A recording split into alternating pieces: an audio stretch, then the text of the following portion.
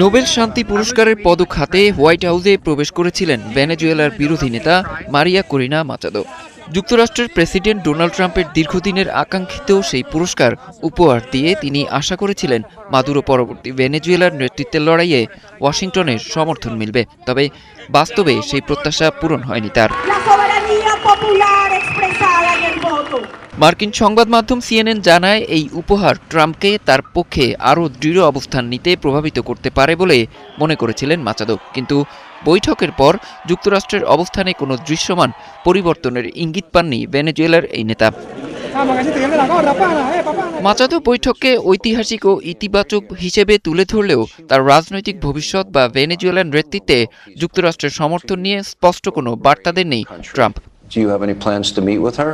And would you accept the Nobel Prize she wants to hand to you? Well, I understand she's coming in next week sometime. White house স্পষ্ট করেছে, ভেনেজুয়েলার নেতৃত্ব দেওয়ার মতো প্রয়োজনীয় সমর্থন নেই মাচাদোর। এছাড়া ট্রুথ সোশ্যালে ট্রাম্প লেখেন, তার কাজের স্বীকৃতি হিসেবে মাচাদো তাকে নোবেল শান্তি পুরস্কার উপহার দিয়েছেন। সব মিলিয়ে নোবেল শান্তি পুরস্কারের মতো বড় উপহার দিয়েও ট্রাম্পের মন জয় করা সম্ভব হয়নি মারিয়া করিনা মাচাদোর জন্য। মাদুরো পরবর্তী ভেনেজুয়েলার নেতৃত্বদানে ডেলসি রড্রিগেজকেই বেশি ভরসা করছেন মার্কিন প্রেসিডেন্ট। অরিসুল ইসলাম, ৭১।